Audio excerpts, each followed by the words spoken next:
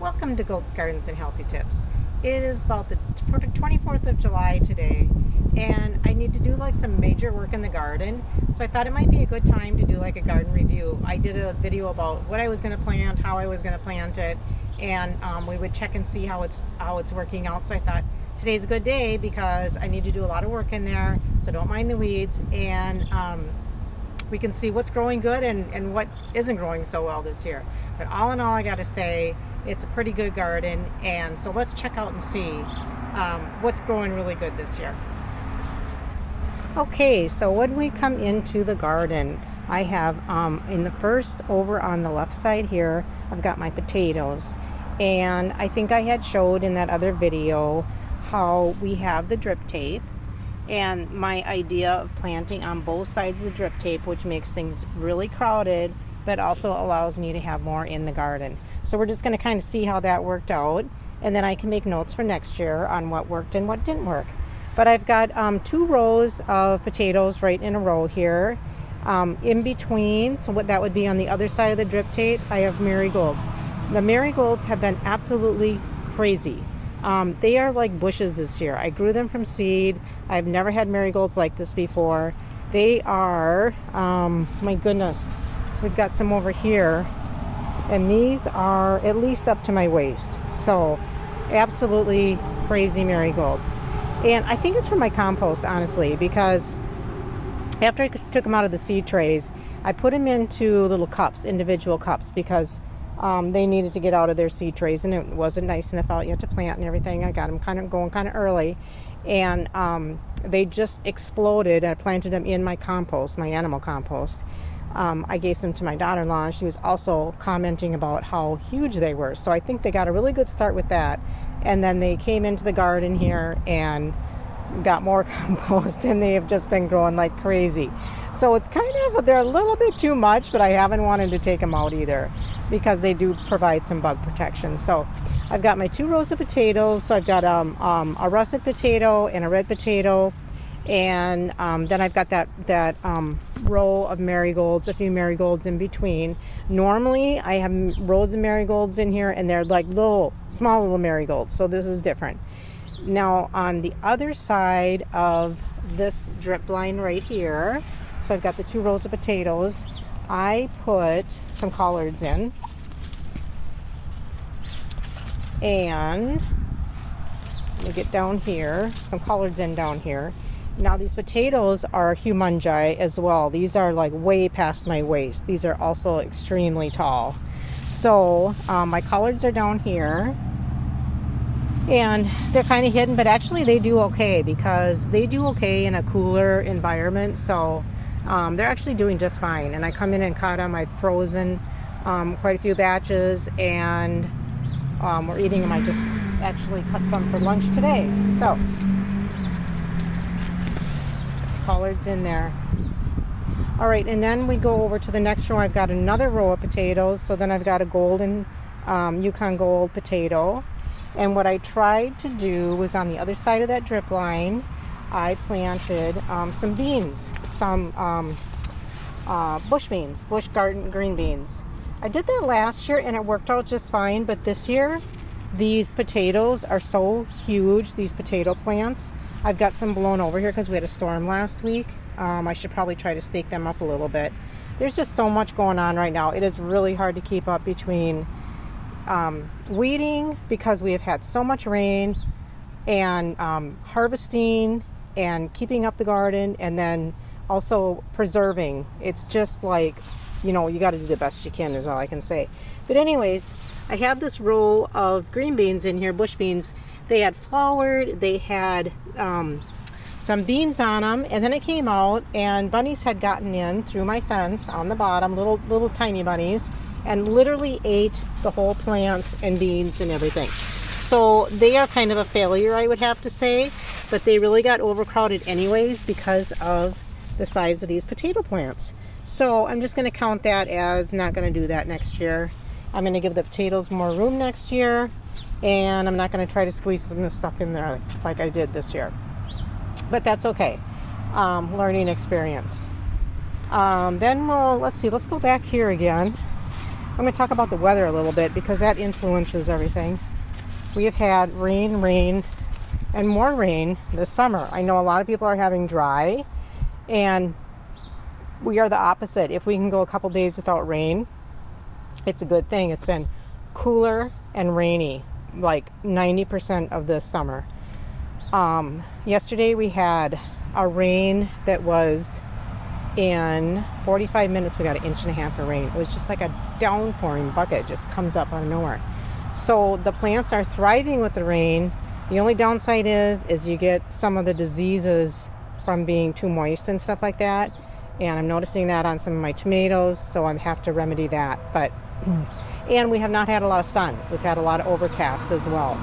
So a lot of rain and a lot of overcast, and that can play into how things are going. So just to take account, last year we had drought, but we had the irrigation, so it all makes a difference. So I've got these marigolds along this edge right here again, and you wouldn't know it, but in between what were supposed to be little marigold plants are basil plants. These are also actually very large and prospering. There's 3 of them on this side and 3 on the other side of the garden, and I have cut and freeze dried, I don't know, probably 4 batches of basil. So I've got several jars of that. So that's been a very big success. I can give some of that to the bunnies, the raw basil and chickens and stuff. But it's just crazy that these marigolds are just so huge and have taken over everything. Like this one right here, this plant right here, this one is way past my waist. So, and I'm not very tall. I'm 5'3", but I have longer legs, so they are like really tall. Here is my pepper plants along the edge here, and I planted all sweeter type of peppers. There's some nice big green ones. I really need to pick these today, and that's why I wanted to do a video before I start picking everything in here, so I can show kind of what's growing. But and there's some banana peppers here. I didn't grow any really hot ones because last year I burned my hands when I was picking them. I'm like sensitive, and it was very sensitive for me, and so I just decided that I'm just growing these milder peppers. So that's what I have got going in here. So I've got several pepper plants along the edge here, and they all need to be picked right now, which I'm going to do today. How many pepper plants I have? 1, 2, 3, 4, 5, 6, 7, 8, 9. I had to come in here yesterday quickly. We had a very strong storm. This is not the one I talked about yesterday. This is last weekend, I believe. And we had some high winds, and it really blew these over. So I had to stake them up. Luckily, they didn't break off, and I had to stake them up. So just more maintenance stuff. All right, and then we'll go over here because we'll talk about the zucchini and the summer squash. So this whole little valley of stuff, it's got the vinyl or the more heavy duty, I guess I'm going to say, landscaping cloth underneath it that keeps the weeds out. That's the only area I have it in here, is that, but it does help out. And I use the same one year after year after year. These are my summer squash, which have been the yellow summer squash tons. I have been picking tons. I was in here not yesterday, the day before, and picked a whole bucket full. And here's some more right here, some down here. So they have been wonderful, and I have been freezing them, obviously eating them, sharing, freezing, and freeze drying. And I cut some up in little wedges, and I did them in the freeze dryer, and that turned out really good. So I've got them stored away for winter, for stir fry and soup and all that. And then we've got zucchini after that, the green zucchini, which is doing really good as well. Also been saving that, sharing it, using it. I love zucchini. It's very healthy. We got those zucchini. So I've got 3 whole pods of the summer squash, 3 pods of the zucchini. I have a green scallop plant that's over here, and I'm hoping there's one on there. I just picked a couple. Here we go, right there. Those are so good. That will get quite a bit bigger than that. Just another type of summer squash, really good. And there's a lot of flowers on here yet, so I'll be getting more from there. There's another one right here. They're kind of pretty too. Really like those. Only one of those turned out. Had a hard time growing those the last 3 years, but thank goodness I got one plant there that turned out really good. So just another big zucchini. Now the zucchini are prone to, with all this moisture, some rot and stuff like that.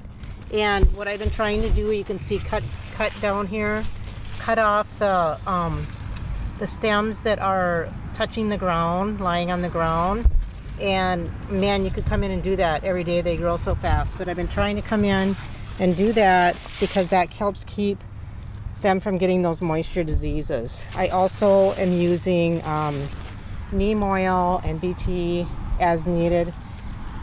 So that has been helping. So far, so good. Everything is not fungusy and diseased, and I'm really surprised with all the rain we have. As you can see, things are like a jungle in here. This will probably drive most people crazy, but I'm trying to just be efficient with my space and try to get things to grow up. So we come to the cucumbers. Go back a little bit. So I've got a little trellis here, a little trellis there, with a cucumber hill under each, and then I put some chicken wire over the top, and I've been training them to go up and over. And I've had a ton of cucumbers. There's one right there. The only problem, and you can see a little bite mark right there, is the bunnies again coming in, and they just like to chew on the cucumbers. Oh, there's a big guy that needs to be picked right there. So I need to come in and pick everything in here today. Cucumbers have been growing really good. Bait Alpha, I believe this is. Beet Alpha. I haven't grown this type before, but it's turning out really good. And then I've got some pickling ones, and I've got a whole bunch in the house that I need to pickle in the next couple of days here. So that's my cucumber here, and on the other side, I think I'm going to meander through the grove of monster marigolds here. I purposely planted this with this nice walking space, not expecting to have, this one is almost up to my chest, not expecting to have marigold trees in here. It's just crazy. Here's another basil. I've got 3 basils along the side here. They're still doing fine in all this marigold, and I've gotten a ton off from them, so I'm fine with that. I've got 1, 2, 3, 4, 5 cherry tomatoes here. Now this is one that's been prone to the moisture diseases. You can see the black spots. I've been using the neem and the BT, and it does help. And I just need to do that once a week with each of them, which, you know, it just, the week goes by pretty darn fast. But I'm starting to get some cherry tomatoes here. And we also are having rain all the time. So, you know, you just do the best you can. There's a bunch of cherry tomatoes. Bob is going to love that. Here's a nice little bee in the fall because he loves the cherry tomatoes. So anyways, that's my cherry tomatoes. Some more marigolds back there. Monster marigolds. Hey, we'll go down this aisle. And oh, here's an oregano down here. I did just trim oregano and did oregano in the freeze dryer as well. I'm going to put it in the chicken food to help them with parasites and such, keep them healthy. So here's another cherry tomato, and then we've got the row of tomato plants. Now I haven't been in here for a couple of days, and I can see we've got this fungal thing going here, and I'm going to have to come in and take care of that. Otherwise, these tomato plants are going to be gone. And I'm just not surprised with all the rain and moisture and humidity that we have had. It's rainy and it's humid, but this is more of that black spot that I've seen in the past. So I really need to come in and do some trimming, try to trim that off, and do some neem and BT in here. And I can see this needs to be put up. So what I've been doing is just tying up the tomato plants. This one is taller than I am, as they're growing. And look at, this has not been that long, and this one really needs to be tied up too. So it's just trying to keep up on everything, honestly. But I always start the year, I'm going to try to really keep my tomato plants maybe single stemmed or double stem, and it just gets out of hand because it's just too much to do. But they still turn out good. I do prune them. I'm going to prune off this dead stuff, and then I keep pulling them up on these trellises and helping them grow along that. And I have good luck with the tomatoes, but it's just not the way I wish I could keep a handle on it. Celery down the middle is wonderful. Lots of celery. I cut off from this all the time. I'm going to also do a lot of freeze drying with my celery because last year it was right up until frost. I even dug some up last year and I brought it in the greenhouse and used it for a long time. I think I dug up four big plants and put them in buckets, but I use that a lot in stir frying soup, so I'm definitely going to do some freeze drying of that as well. Parsley is wonderful. I love to use parsley. And here's another oregano. I've been freeze drying that and freezing it because I put it in the blender with celery, carrots, sometimes some lettuce greens type of thing, sometimes beets, and then I can make a little broth with it as well, simmer it. So I'll freeze it and use it for that. I can see that the Asian beetles are coming in, the naughties.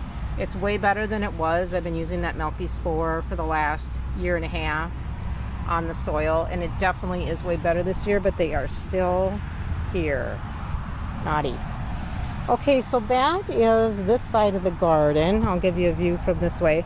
Oh, I do have green onions that I had planted along this edge, and I had started them in the greenhouse, as you remember. So they were wonderful, huge, tons. You never know if they're going to make it or not. They all made it, and I had tons. So I freeze-dried those, chopped them and freeze-dried them. Freeze-dried peppers, and then I did some jars where I mixed peppers and the green onions, salad onions, chopped up in there, so I can use that for, stir-frying dishes and such. I had radishes in this garden. They are picked and done with. I do have another row of radish.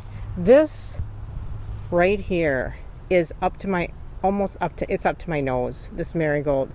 You cannot believe how these are growing every day. It is just nuts.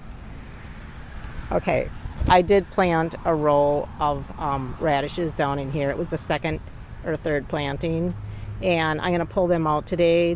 There's a few of them that develop, but they just didn't really do a thing. So I'm going to give them to the chickens today. I'll pull them out, make some more room for the tomatoes in there.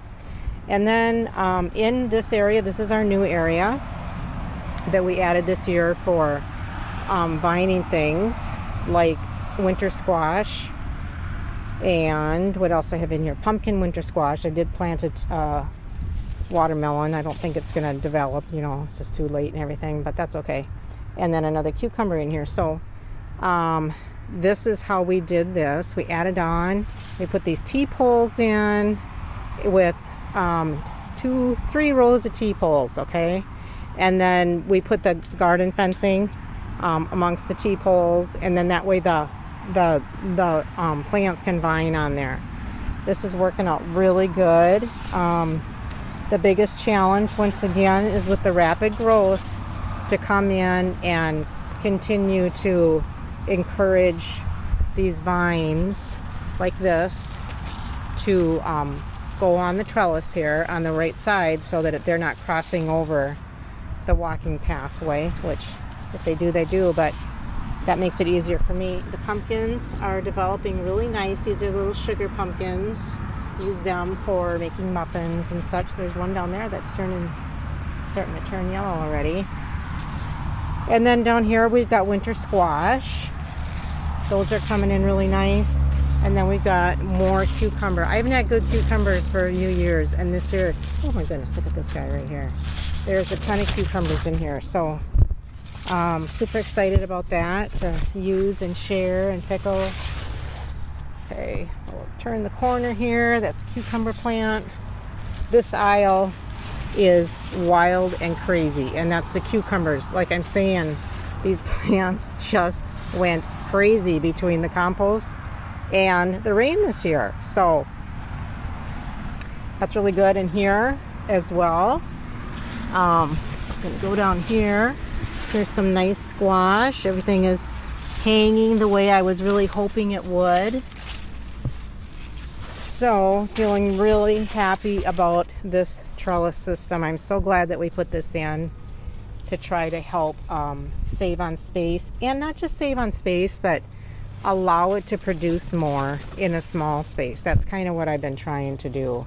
The only thing is like I said, it does get crowded in here, but I just put up with that because everything has been really successful. So we'll go down this last row. There's a nice pumpkin right there, and a nice squash.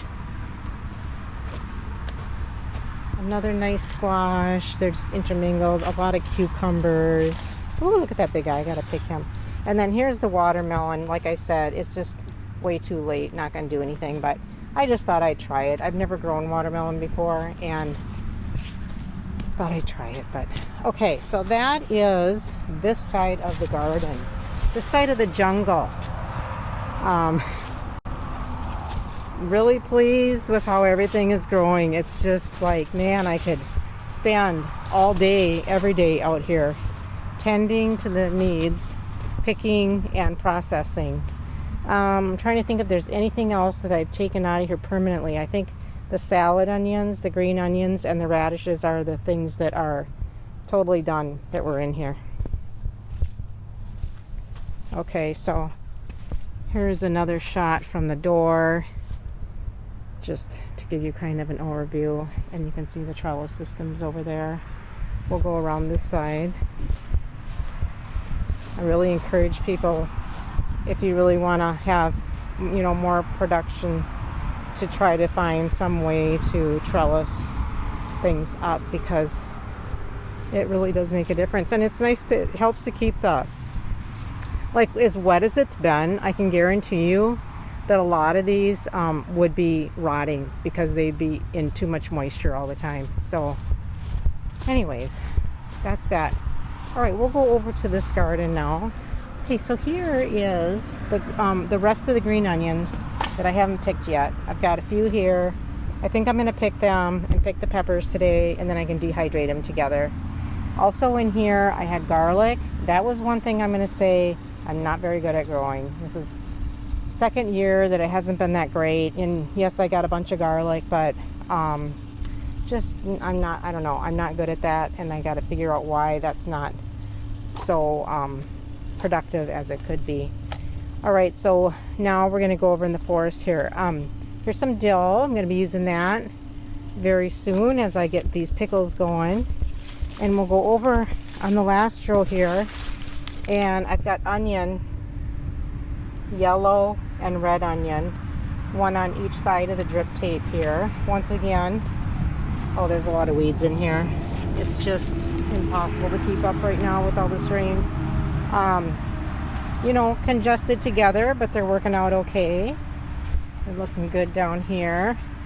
Then I've got some collard right here, and that's going pretty good. You can see that now the grasshoppers are coming in, and they're starting to chew on it. So I'm just doing the best I can with it. There's a bunch of grasshoppers sitting right there. I just cut some the other day and froze it, and I will just do the best I can with it. Chard is all here. The chard's been wonderful. Really good, healthy leaves, really good, healthy stalks. And I have made several batches of blanched and frozen collard as well as us eating it. Got a couple of rows of kidney beans, and what else did I grow? Kidney beans, black beans. In there, I did, on the other side of this chard, I planted rutabaga.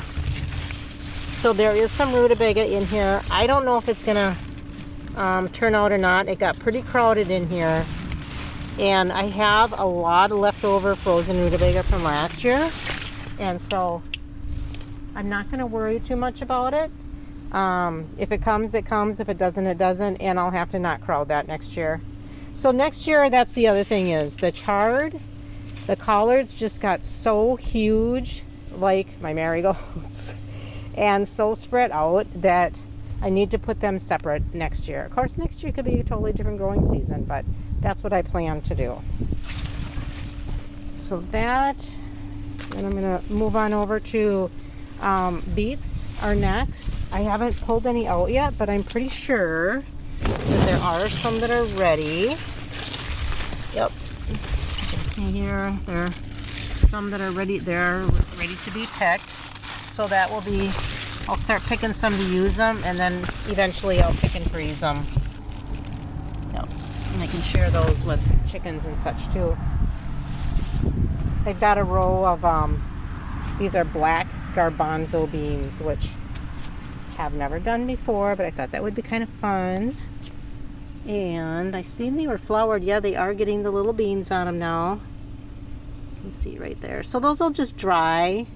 I'm just letting them be, same as the kidney and the black beans. This is another row of kidney and black beans. Just let them dry, and then when they're dry, I'll pick them and shell them. I had lettuce here. It's looking pretty not so great right now. Been cutting off from it a lot, and also been cutting it for the bunnies and the chickens, so it's okay if it's kind of ending towards being done. I have another bunch of celery here, and then another bunch of lettuces right here that I'll just keep using for the animals now that they're getting kind of picked over and grasshoppered. There's a potato plant that just came up all by itself here.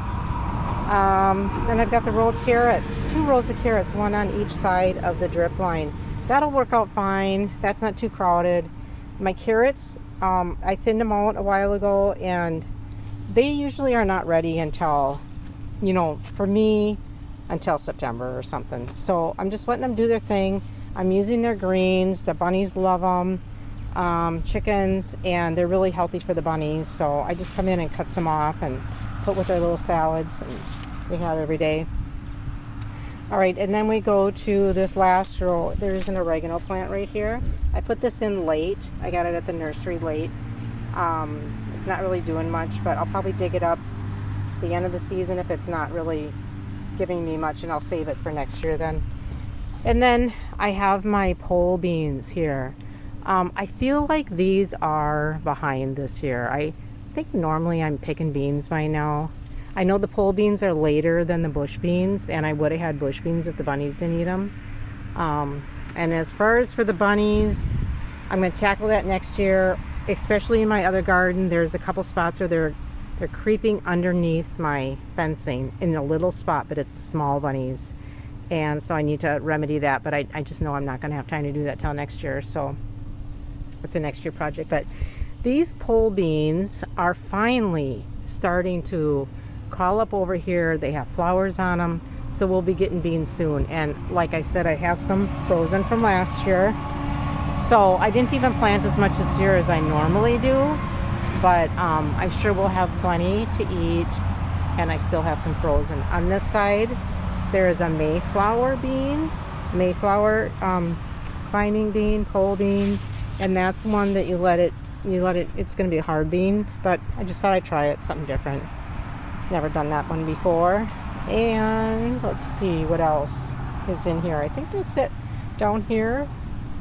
Oh, over on this end, there is another Bayet Alpha cucumber plant in here.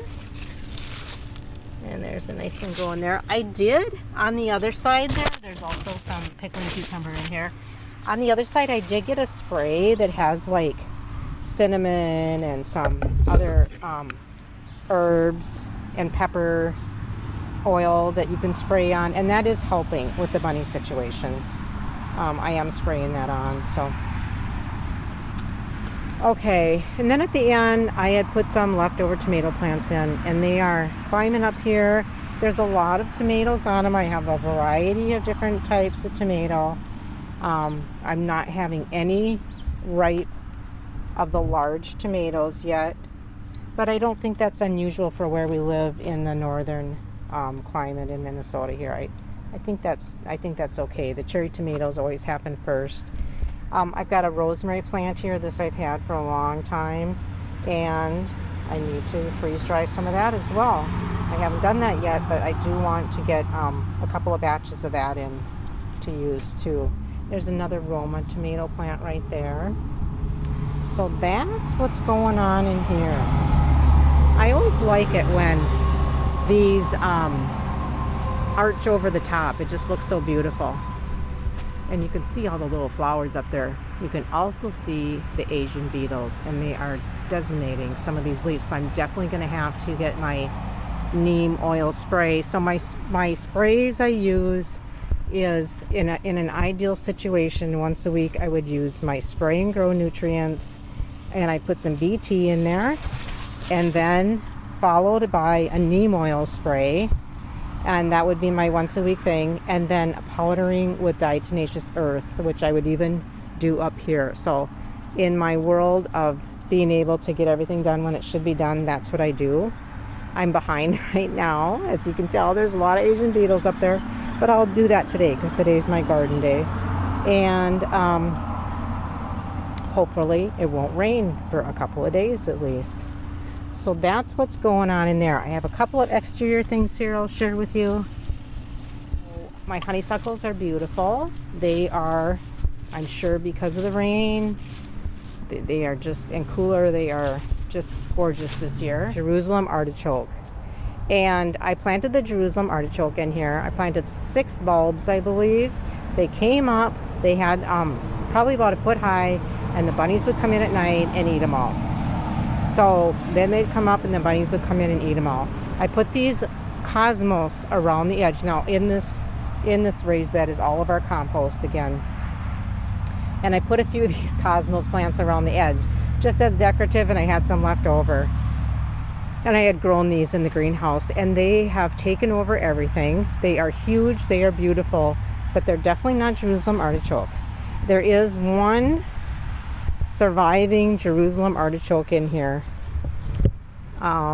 somewhere, and I am really not going to worry about it this year. I really wanted to do that. It just wasn't working out with the bunny situation, and I'm going to have to figure something out next year, like put a bunny protection on there or something. But for now, it just looks really pretty with those cosmos on there. So this is the other raised garden that I did, which was going to be my sunflowers. As you can see, there's only one big sunflower here.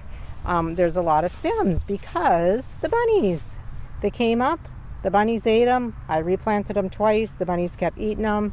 I put a few of the marigolds in here to just add something to the space. The marigolds turned into big, huge bushes, and the sunflowers kept getting eaten. So I guess it's going to be marigolds with one sunflower in here.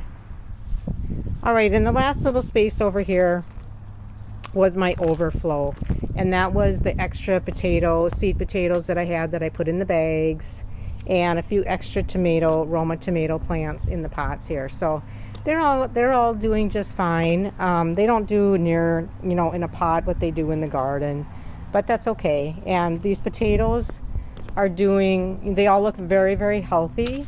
They're not dried up yet. They're starting to dry a little bit, but I think it's going to be a little bit yet before my potatoes are ready. So that's my garden for the summer. And what I do, I try to keep it really simple. And I think I mentioned that the things that I use on my garden, I had made a video about how I prepare my garden with the things I put on the soil. During the garden season, we have the irrigation, which we haven't used near as much this summer because of all the rain. But I'm just using my Spray and Grow combination, which is a fertilizer, nutrition, and a wetting agent spray. And I mix the BT in there to try to help with the bug population. I'll try to do that once a week if I can. I'll try to do a neem oil once a week, and some DE as needed, diatomaceous earth, for the bug population. Again, I did use a follicular spray on calcium for the tomatoes, and I've only done that once, and I wish I would have done that more. So I'm probably going to do that again, but I wish I would have added that in more, even though I did put calcium with them when I planted them. They needed that a little bit more. So those are my things I do. I try to keep it simple, and as you can tell, everything is really lush and green and producing great. So I hope you're having a great garden season, and I just keep trying to learn from everybody else, and I hope you're enjoying learning with your garden too.